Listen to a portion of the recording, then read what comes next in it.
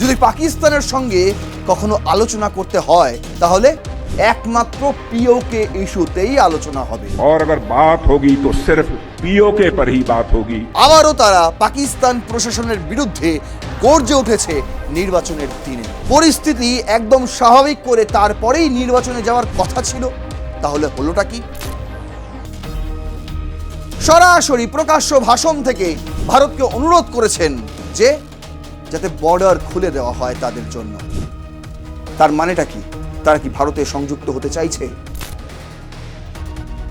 দাবি যখন জোরালো হয় তখন পাকিস্তানি পুলিশ, পাকিস্তানি সেনাবাহিনী, পাকিস্তানি নিরাপত্তা রক্ষীরা ওপেন ফায়ার করে দেয়। আপনারা এই পাকিস্তান সরকারের আয়োজিত ভোটে অংশগ্রহণ করে নিজেদের পাকিস্তানি প্রমাণ করবেন, নাকি এটাকে পুরোপুরি বয়কট করে এই ভোটকে পুরোপুরি অসাংবিধানিক ঘোষণা করে আপনারা ভারতের হয়ে কথা বলবেন, রাষ্ট্রসংঘে ভারতের সঙ্গে সংযুক্ত হওয়ার জন্য আবেদন করবেন? কোনটা?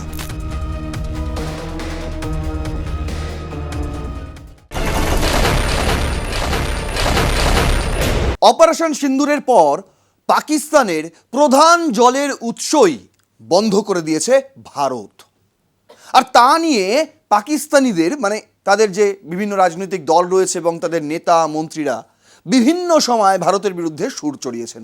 সিন্ধুর জল দিতে হবে, না হলে এই করে দেবো, সেই করে দেবো, হ্যান কারেঙ্গা ত্যান কারেঙ্গা, হাত কেটে ফেলবো, এই কেটে ফেলবো, মানে কত কি না, মানে প্রতিদিন ফি দিন নতুন নতুন হুমকি উড়ে আসে পাকিস্তানের তরফে। আর সরকারের তরফে তারা খুব বেশি হুঁশিয়ারি দেয় না, তারা বরং আবেদন করে ভারতকে প্রতি পদে পদে যে একটা আলোচনায় বসা যাক না, কি সমস্যা রয়েছে, সিন্ধুর জল নিয়ে একটা আলোচনায় বসলেই তো সমস্যা মিটে যায়। কিন্তু ভারত আলোচনায় যেতে নারাজ। কেন? তোমরা এসে জঙ্গি হামলা ঘটাবে, তোমরা এসে সব রকম ফায়দা তুলে দিয়ে চলে যাবে। যখন সিজেপির আন্দোলন হচ্ছে দিল্লিতে, ঠিক সেই সময়ও তোমরা জঙ্গি ঢুকিয়ে দেবে। ভারতের পুলিশকে তোমরা জঙ্গি দিয়ে হামলা করাবে, তারপর ভারত কিভাবে আলোচনা করবে? প্রধানমন্ত্রী ঠিক সেই সময়ও বলেছিলেন যে সীমান্তে উত্তেজনা আর টেবিলে আলোচনা কখনো একসঙ্গে হতে পারে না। এবার ২৭তম কার্গিল দিবসে লাদাখ থেকে সরাসরি হুঁশিয়ারি দিয়ে প্রতিরক্ষা মন্ত্রী রাজনাথ সিং বলেছেন যদি পাকিস্তানের সঙ্গে কখনো আলোচনা করতে হয় তাহলে একমাত্র পিওকে ইস্যুতেই আলোচনা হবে, যেটা ভারতের অবিচ্ছেদ্য অংশ। সেটা ছাড়া আর কোনো আলোচনা পাকিস্তানের সঙ্গে কখনো হবে না, আর হওয়ার কথাও নয়। কিন্তু পিওকে আসলে কার?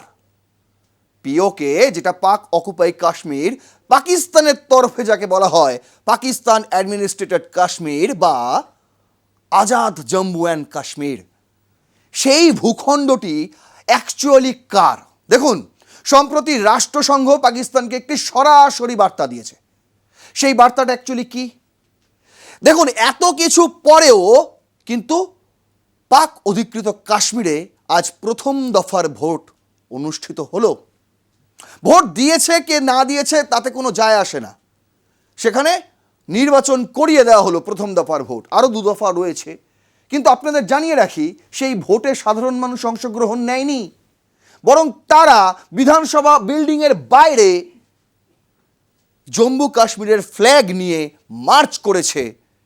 আবারও তারা পাকিস্তান প্রশাসনের বিরুদ্ধে গর্জে উঠেছে নির্বাচনের দিনেও। কিন্তু এরকমটা তো দেখার কথা ছিল না।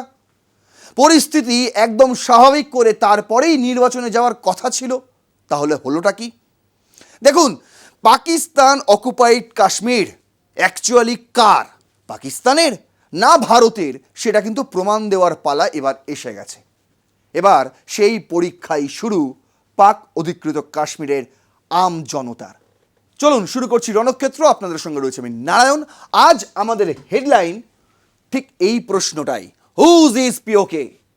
আর সেইটারই এখন এক্সাম বিগিনস, পরীক্ষা শুরু।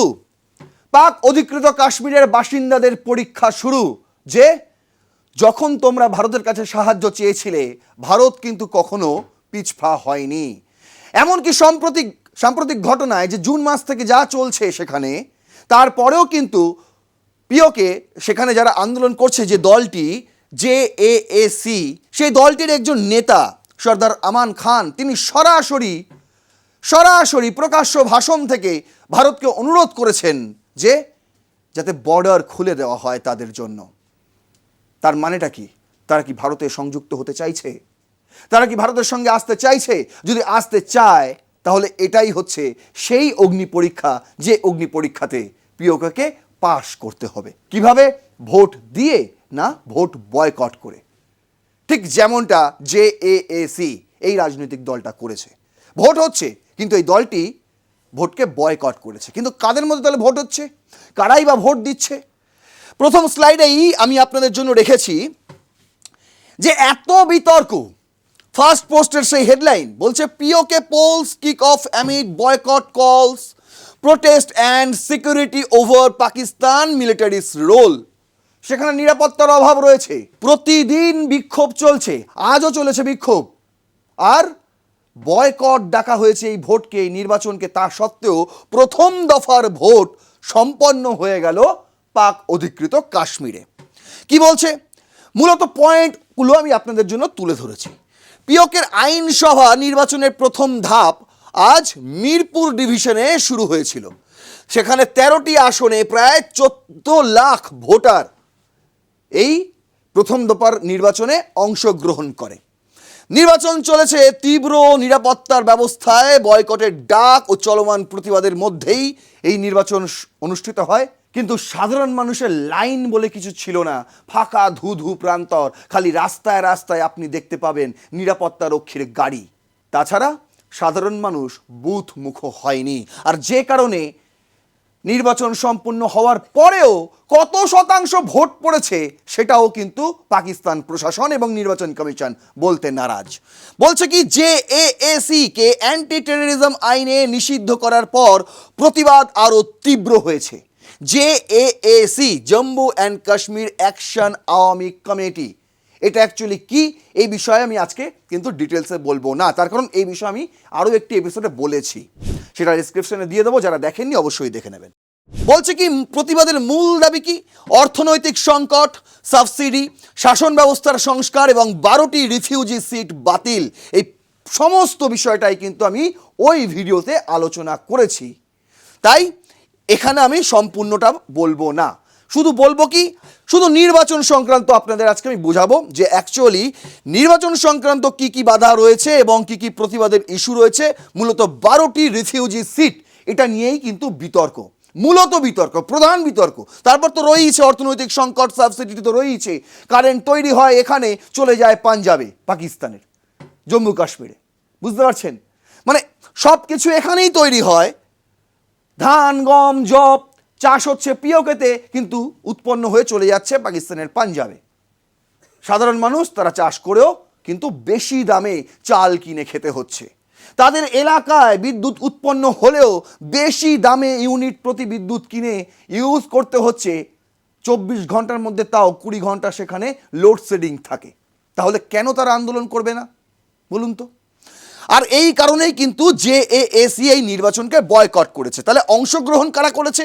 পাকিস্তানের প্রধান দলগুলো, যেমন পিএমএল, নওয়াজ গ্রুপ, শাহবাজ শরীফ এখন যেই দলের প্রধানমন্ত্রী, মানে দলেরই প্রধানমন্ত্রী বলতে পারেন, তিনি তো পাকিস্তানের প্রধানমন্ত্রী হয়ে উঠতে পারেননি। অন্যদিকে পিপিপি, আইপিপি, এখানে ইমরান খানের দলও নেই।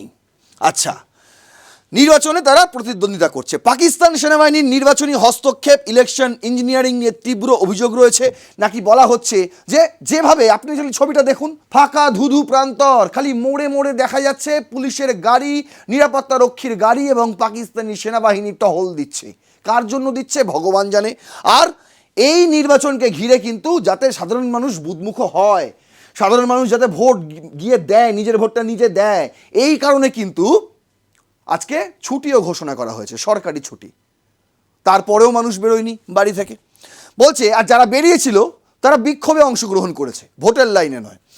বলছে জেএএসি নির্বাচনকে প্রতারণামূলক বলে বয়কটের ডাক দিয়েছে এবং ভোটারদের বিরত থাকতে বলেছে, এবং তাদের সঙ্গেই রয়েছে গোটা পাক অধিকৃত কাশ্মীরের মানুষজন। তারপর বলছে রাজনৈতিক সমাবেশ নিষিদ্ধ করা হয়েছিল আজকে, তা সত্ত্বেও বিক্ষোভ দেখানো হয়েছে। ব্যাপক সেনা পুলিশ মোতায়েন করা হয়েছিল, কিছু কিছু জায়গায় সেনা এবং পুলিশের সঙ্গে ধস্তাধস্তি হয়েছে, সংঘর্ষের ঘটনা ঘটেছে। খুবই ছোটোখাটো, কিন্তু এর আগে তো অনেক বড় ঘটনা ঘটে গেছে। আপনাদের আমি দেখিয়েছিলাম ভিডিওতে যে ওপেন প্রকাশ্যে যে মিছিল হচ্ছে সেখানে ওপেন ফায়ার করছে পাকিস্তানি সেনাবাহিনী, পাকিস্তানি নিরাপত্তা রক্ষীরা। আর এখনো পর্যন্ত এই আন্দোলনে পাক অধিকৃত কাশ্মীরে প্রায় 40 জন নিহত, সংখ্যাটা কম নয়। আর তারপরেই কিন্তু জেগে উঠেছে রাষ্ট্রসংঘ। দেখুন, বলছে এই নির্বাচন পিওকের রাজনৈতিক ভারসাম্য ও পাকিস্তানের নিয়ন্ত্রণ নিয়ে নতুন করে প্রশ্ন তুলছে। কেন? তার কারণ যেখানে তাকে বলে দেওয়া হয়েছিল, সঠিক নির্দেশনা ছিল যে পাক অধিকৃত কাশ্মীরে যে অস্থিরতা রয়েছে সেই অস্থিরতা আগে স্বাভাবিক করো, তারপর নির্বাচন অনুষ্ঠিত করো। কিন্তু না, জুন মাস থেকে নির্বাচন করানোর জন্য উঠে পড়ে লেগেছিল। আর JAAC, Jammu and Kashmir Awami action committee, তারা কিন্তু এই নির্বাচন লড়ছে না। এই প্রতিবাদী লড়ছে না যে যে শর্ত আপনাদের দিয়েছিলাম, প্রথমত এই 12টি সিট, এটা আজকে আপনাদের বিস্তারিত বোঝাবো। আর পাশাপাশি যে স্বাভাবিক করো, পরিস্থিতি স্বাভাবিক করো, সাধারণ মানুষ যাতে উৎসাহিত হয় ভোট দিতে যাওয়ার জন্য, সেসব না করেই ভোটের আয়োজন করে ফেললেন। বিবিসি করছে, why have so many people died in the run up to an election in Pakistan অ্যাডমিনিস্ট্রেটেড Kashmir. কেন পাকিস্তান অধিকৃত কাশ্মীরে নির্বাচনের ঠিক মুখে মুখে এতগুলো নিহতের ঘটনা ঘটলো, এই ধরনের সংঘর্ষের ঘটনা ঘটলো কেন? হোয়াই? দেখুন, সংখ্যাটা কম নয়, বলছে অ্যাটলিস্ট 40 পিপল, 40 জন, তার মধ্যে একজন Naqash Zardad was simply in the wrong place at the wrong time. তার ভাগ্যটাই খারাপ, ভুল সময়ে ভুল জায়গায় তিনি ছিলেন এবং প্রাণটাকে লুটিয়ে দিয়ে আসতে হয়েছে তাকে। বলছে the education department employee was at his buffalo firm in Rawalakot in Pakistan অ্যাডমিনিস্ট্রেটেড Kashmir. Buffalo farm ছিল কোথায়? যেটা পিওকের রাওয়ালকোটে, যেখানে অ্যাকচুয়ালি এডুকেশন ডিপার্টমেন্টও রয়েছে। এবং সেই এডুকেশন ডিপার্টমেন্টে কয়েকজন প্রতিবাদী কিন্তু তারা অবস্থান বিক্ষোভে ছিল। When violent clashes broke out between police and protesters nearby, একটা সময় সংঘর্ষে লেগে যায় পুলিশ এবং আন্দোলনকারীরা। With road blockades around his farm, Jardad was unable to get home, then gunshots were fired. Police আবার গুলি চালায়। ওখানে মুক্ত হাতে স্বাধীনতা দিয়ে রেখেছেন আসিম মুনির সেনাবাহিনী এবং পুলিশকে, যেখানেই 10 বা তারও বেশি লোকজন দেখবে গুলি চালিয়ে দেবে। দেখার দরকার নেই তারা কি করছে, শান্তিপূর্ণ আন্দোলন করছে না কি করছে, দেখার দরকার নেই, গুলি চালিয়ে দেবে। স্ট্রে বুলেট হিট 30-year-old, এমনই একটি গুলি এসে লাগে এই 30 বছর বয়সী যুবকের বুকে, কিলিং হিম ইনস্ট্যান্টলি, একদম তৎক্ষণাৎ তার ঘটে। His uncle Altaf Hossain told the BBC. Altaf Hossain, তার একজন কাকা, এই কথা বিবিসিকে জানিয়েছেন। বলছে কি, জারদাদ is one of at least 40 people who have killed in the run-up to legislative election in Pakistan administrated Kashmir. কাশ্মীরে মানে পাক অধিকৃত কাশ্মীরে এই নির্বাচন হওয়ার আগে আগে যে 40 জনের প্রাণ গিয়েছে তার মধ্যে একজন জারদাদ। Of those 34 were protesters, এমনকি 34 জন আন্দোলনকারীরই প্রাণ গিয়েছে। 6 were police and parliamentary personnel, 6 জন রয়েছে নিরাপত্তা রক্ষীদের মধ্যে এবং পুলিশদের মধ্যে, তারা পাকিস্তানি প্রশাসনের অংশ। Rawalakot has seen some of most violence, এবং সবচেয়ে বেশি উত্তপ্ত হয়ে উঠেছিল রাওয়ালকোট। শওকত নওয়াজ মীর, জেএএসির যে নেতা, তিনি এই মুহূর্তে কিন্তু গা ঢাকা দিয়ে রয়েছেন। তার বিরুদ্ধে গ্রেপ্তারি পরোয়ানা জারি করা হয়েছে আর জেএএসিকে নিষিদ্ধ দল হিসেবে ঘোষণা করা হয়েছে। ভাবুন, এরকম একটা সময়ে ভোট করিয়ে দিচ্ছে। ঠিক যেভাবে বাংলাদেশে আওয়ামী লীগকে বাদ দিয়ে ভোট হয়েছিল, ঠিক একই কায়দায় আবার পিওকেতে ভোট করছে পাকিস্তান প্রশাসন। ঠিক যেভাবে আজ থেকে কয়েক বছর আগে ইমরান খানকে জেলে রেখে ভোট করেছিল পাকিস্তান নির্বাচন কমিশন, আজও ঠিক একই কায়দায় একই রকম জিনিস চলছে। আর সেই জন্যই তিনি নিখোঁজ থেকেও, গা ঢাকা দিয়েও তিনি ভিডিও বার্তা পাঠাচ্ছেন পিওকের মানুষজনদের উদ্দেশ্যে, আর সেখানে তিনি বলছেন যে যা খুশি করে ফেলুক এরা, আপনারা ঘর দিয়ে বেরোবেন, গিয়ে বিক্ষোভে অংশগ্রহণ করবেন, ভোটের লাইনে কেউ দাঁড়াবেন না। আর সেই নির্দেশই পদে পদে পালন করছে পিওকের বাসিন্দারা। এবার দেখুন এই নির্বাচনকে ঘিরে এত সমস্যা কেন? কেন এই নির্বাচনকে বয়কটের ডাক দিচ্ছে একটি রাজনৈতিক দল, যাকে নিষিদ্ধ করে দেওয়া হয়েছে পাকিস্তানি প্রশাসন? কি রয়েছে এই নির্বাচনে এবং ঠিক স্ট্রাকচারটা কীরকম পিওকের, সেটাও আপনাদের সামনে এই স্লাইডটাতে তুলে ধরছি।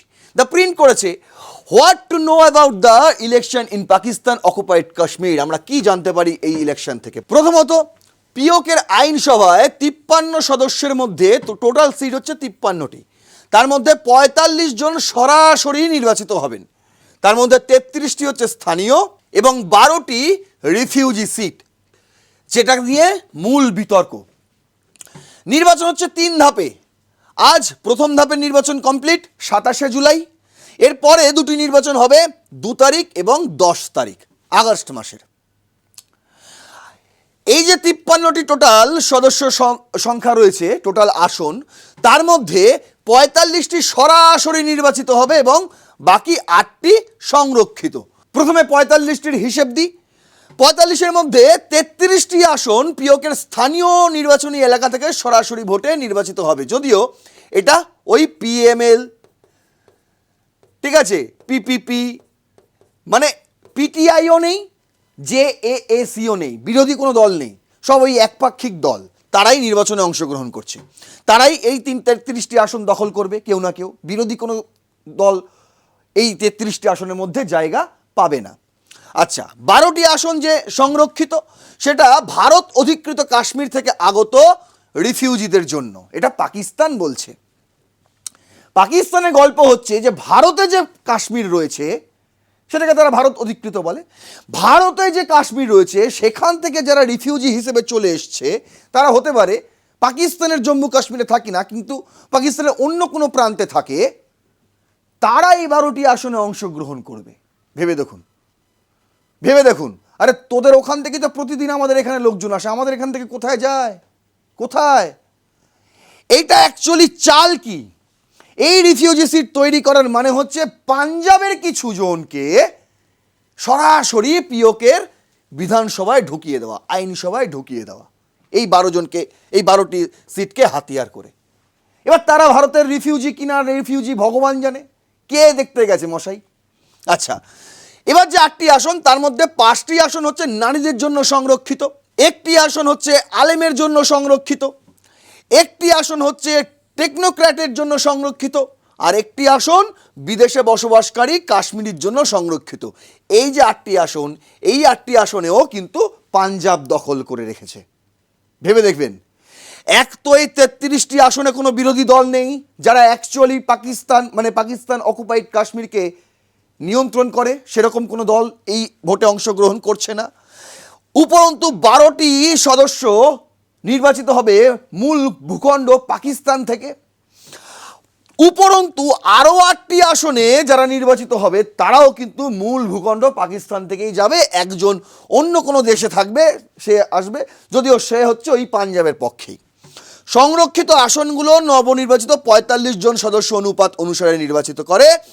নির্বাচিত সরকার স্বাস্থ্য, শিক্ষা ইত্যাদি দেখলেও প্রতিরক্ষা এবং পররাষ্ট্র পাকিস্তানের কেন্দ্রীয় নিয়ন্ত্রণেই থাকে। তাহলে এই ভোট করার মানেটা কি, এটা আপনারা জানেন কিনা জানি না। শুধু সরকারের হাতে থাকে স্বাস্থ্য, শিক্ষা, এইগুলোই। আইন শৃঙ্খলা, পররাষ্ট্র, প্রতিরক্ষা, এগুলো সবই ওই আসিম মুনির এবং শেহবাজ শরীফ তারাই নির্ধারণ করেন। আপনার পুজো পৌঁছে যাক বিশ্বের দরবারে। প্রতি বছরের মতো এবারও আর+ নিউজ নিয়ে এলো শারদাঞ্জলির সেরা সম্মান 2026। অংশ নিতে সকাল 10টা থেকে সন্ধে 6টার মধ্যে সরাসরি যোগাযোগ করুন আমাদের অফিসে অথবা কল করুন 9836323248 এই নম্বরে। শারদাঞ্জলি শুধুমাত্র আর+ নিউজে। এবার আসছি কেন এই 12টি সিট নিয়ে মূল বিতর্ক, আরো বিস্তারিত আপনাদের সামনে খোলসা করতে। আল জাজিরা করছে Pakistan Kashmir votes elections hinges on 12 dispute seats.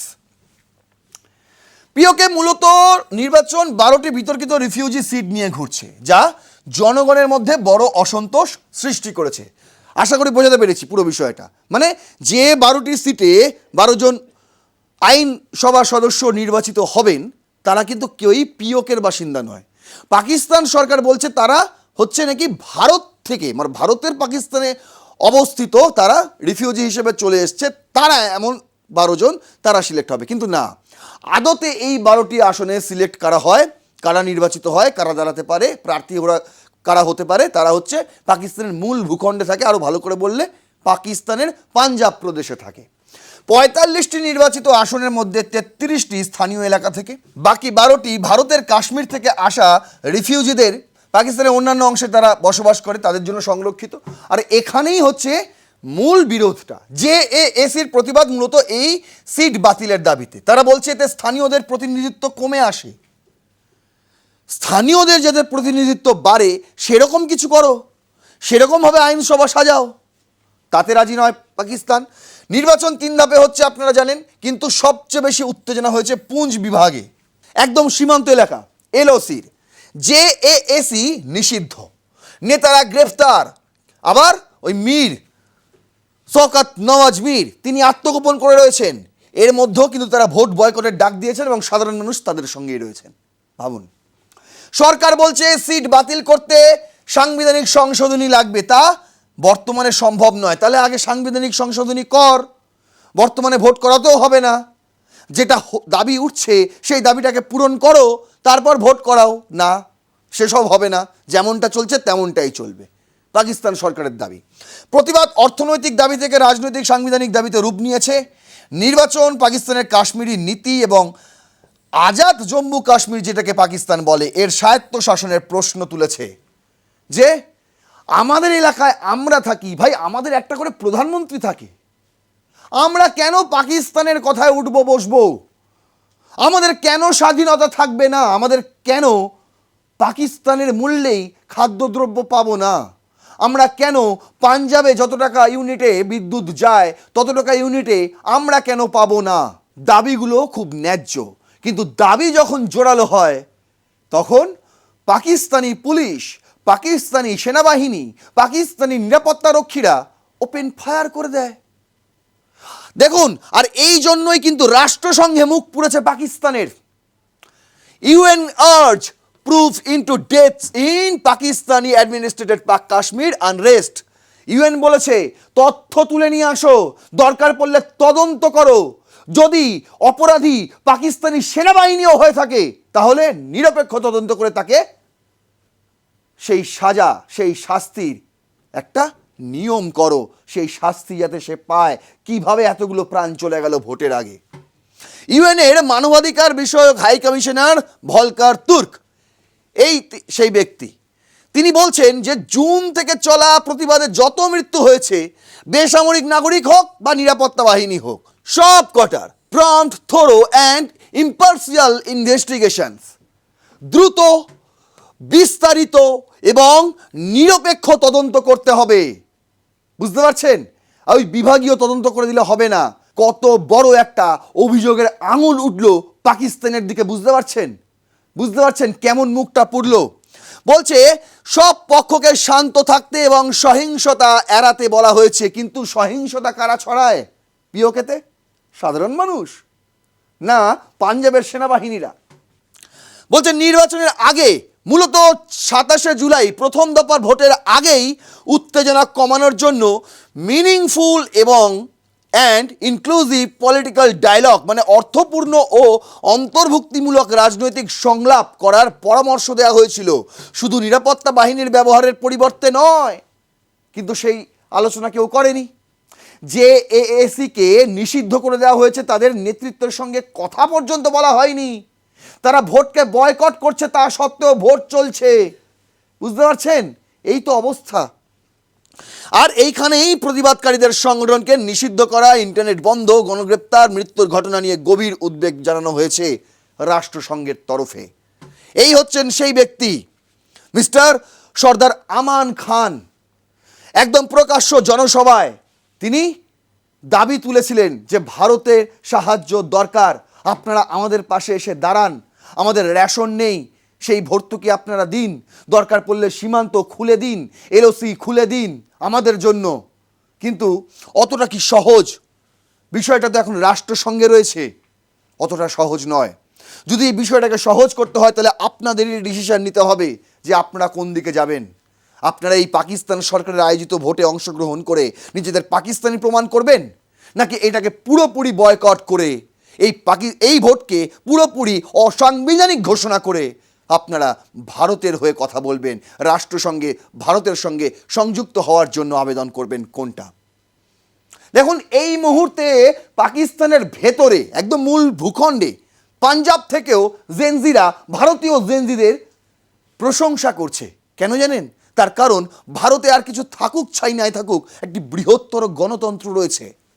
সেখানে সাধারণ মানুষের কথাই কিন্তু শেষ কথা, সরকার বা সেনাবাহিনীর নয়। কারণ সাধারণ মানুষ সরকারকে বেছে নিয়ে আসে, সরকারের কথায় সাধারণ মানুষ ওঠবোস করে না পাকিস্তানের মতো, বরং সাধারণ মানুষের দাবিতে সরকারের মন্ত্রী পর্যন্ত পদত্যাগ করতে বাধ্য হয়। আর এই ঘটনাই নাড়িয়ে দিয়েছে পাকিস্তানের যুবদের। কি রে, তোর বেশ র্যাশ হয়েছে দেখছি। হ্যাঁ রে, কি করবো বলতো, র্যাশগুলো কিছুতেই কমছে না। অনেক কিছু ইউজ করলাম তবুও কমছে না। তুই এম্বার গৌরীদেবী হসপিটালসে দেখাতে পারিস, ওখানে ভালো এক্সপিরিয়েন্স ডার্মাটোলজিস্ট আছে। গৌরী দেবী হসপিটাল, রাজবাঁধ, দুর্গাপুর। যোগাযোগ 8001003333, 8001113333। তারা এখন প্রশংসায় পঞ্চমুখ ইন্ডিয়ান জেনজির। ইন্ডিয়া টুডে করেছে, দেখুন, people here sell out for plate of biryani. বলছে এখানে তো বিরিয়ানির বদলে শুধু প্লেট দেওয়া হয় মশাই। মানে বলা হয় আপনি 100 টাকা দিন, মানে কার জন্য? এক প্লেট বিরিয়ানির দাম 100 টাকা দিন। যেই আমি 100 টাকা দিলাম অমনি শুধু আমার হাতে প্লেট ধরিয়ে দেওয়া হয়, কোনো রকম বিরিয়ানি সেখানে পাওয়া যায় না। এরকম দুর্নীতি চলছে, বুঝতে পারছেন, পাকিস্তানে। তাই তারা বলছে পাক, নেপাল স্যালুট, ইন্ডিয়াস জেনজি, যে তোমরা কিন্তু করে দেখিয়েছো ভাই, স্যালুট জানাই। যেটা আমরা করতে পারছি না, দিন দিন আমরা এখানে লাঞ্ছিত হচ্ছি, বঞ্চিত হচ্ছি। নেপাল, এই লাইনে নেপালও রয়েছে, ভাবছেন? নেপালে তো এই কিছুদিন আগেই বালেন্দ্র শাহের সরকার এলো, কিন্তু সেখানেও আবার নতুন করে জেনজির প্রোটেস্ট শুরু হচ্ছে। যে দুর্নীতি আগে ছিল অলির আমলে, সেই দুর্নীতি বালেন্দ্র শাহের আমলেও কিন্তু একদম মুছে দেওয়া যায়নি। আর সেখান থেকেই জেনজিদের আন্দোলন আবার শুরু হচ্ছে। আর সেখান থেকেই দাঁড়িয়ে ভারত কিন্তু স্পষ্ট বার্তা দিয়েছে পাকিস্তানকে যে আমরা সিন্ধু জল টল নিয়ে অত কথা বলবো না, অপারেশন সিন্দুর আমরা যা করে দিয়েছি। আমরা শুধু কথা বলতে হলে ওই একটা বিষয়ে কথা বলবো, সেটা কি? সেটা হচ্ছে পিওকে। 27তম কার্গিল দিবসে প্রথমে লেখা হচ্ছে retrieval of PoJK, only pending issues between India and Pakistan. কে বলছেন? ডক্টর জিতেন্দ্র সিং, মন্ত্রী। তিনি বলছেন যে পাকিস্তানের সঙ্গে আমাদের আর কোনো কিছু বকেয়া ইস্যু নেই, একমাত্র পাক অধিকৃত জম্মু কাশ্মীর ছাড়া। আমরা যদি কোনো বিষয় নিয়ে কথা বলতে যাই তাহলে হবে একমাত্র ইস্যু হবে কি? পাক অধিকৃত জম্মু কাশ্মীর। ঠিক যেমনটা 27তম কার্গিল দিবসে লাদাখে দাঁড়িয়ে প্রতিরক্ষা মন্ত্রী রাজনাথ সিং বলেছেন। দ্য হিন্দু করেছিল talks with Pakistan will only be on PoK, says Rajnath Singh. কি বলেছিলেন একবার শুনুন। क्या पाकिस्तान से कोई बात नहीं होगी, और अगर बात होगी तो सिर्फ पीओके पर ही बात होगी, जो कि भारत का हिस्सा है, जिस पर पाकिस्तान ने अवैध तरीके से कब्जा किया था। কিন্তু জম্মু কাশ্মীর নিয়ে ভারতের সঙ্গে কথা বলতে নারাজ পাকিস্তান। তুমি যদি জম্মু কাশ্মীর নিয়ে ভারতের সঙ্গে কথা বলতে না পারো তাহলে আমরাও সিন্ধু জল নিয়ে তোমাদের সঙ্গে কোনো রকম আলাপ আলোচনায় যাব না। কি করবে করে নাও। আর যখন রাষ্ট্রসংঘ তোমাদের গায়ে এত বড় দায় চাপিয়ে দিল, তারপরও তোমরা কিছু অগ্রাহ্য করছো জিনিসটাকে। ভোট আমরা করাবোই, সে যেভাবেই হোক। আজকে কত শতাংশ ভোট পড়েছে সেখানে সেটা কিন্তু অ্যানাউন্স করা হয়নি, কিন্তু আমি বাজি ধরে আপনাদের বলতে পারি যখন ভোটের ফলাফল প্রকাশ হবে তখন কিন্তু এটাই হয়ে যাবে। প্রায় 90%, প্রায় 99% ভোট পড়েছে, এবং সব ভোটটাই পিএমএলে চলে যাবে কিংবা পিপিপিতে চলে যাবে। বুঝতে পারছেন? এইভাবে ভোট ম্যানিপুলেট হচ্ছে। মানুষ ভোট দিচ্ছে না, তবু সরকার গড়া হবে। সেখানকার মানুষ পাকিস্তানি কায়েম চাইছে না, তারপরেও সেখানে রাজত্ব করা হবে। এইভাবে আর কতদিন? রাজনাথ সিং নির্দিষ্টভাবে স্পষ্ট বার্তা দিয়ে রেখেছেন যে এবার কোন দিকে জল গড়াবে, কোন দিকে পিওকে অ্যাকচুয়ালি পাক অধিকৃত কাশ্মীর কোন দিকে হেলবে, এই সিদ্ধান্তটা এবার তাদেরকেই নেওয়া উচিত। আশা করি বোঝাতে পারলাম। এরপরও যদি কোনো প্রশ্ন থাকে অবশ্যই কমেন্ট বক্সে লিখবেন। এই ভিডিওটি ইনফরমেটিভ মনে হলে অবশ্যই শেয়ার করবেন, আরও 5 জনকে দেখার সুযোগ করে দেবেন।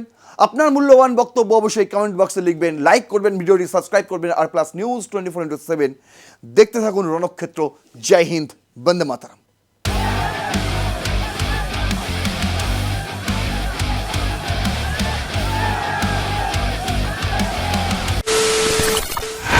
খবরের নামে প্রতিদিন সন্ধে আপনার ড্রয়িং রুমে কি শুধুই চিৎকার চেঁচামেচি খেয়ে আসে? বিতর্কের নামে চলে গালাগালি আর কাদা ছোড়াছুড়ি। এবার সময় পরিবর্তনের, কারণ আমরা কান ফাটানো চিৎকারে বিশ্বাস করি না। আমরা বিশ্বাস করি খবরের সত্যতায়। আমরা কোনো পক্ষের হয়ে গলা ফাটাই না, আমরা সাধারণ মানুষের হয়ে প্রশ্ন তুলি। চিৎকার নয়, শুধু খবর হবে যেখানে বিতর্ক আছে কিন্তু কুৎসিত ঝগড়া নেই। সঠিক তথ্য, বিশ্বস্ত খবর। নজর রাখুন আর প্লাস নিউজে।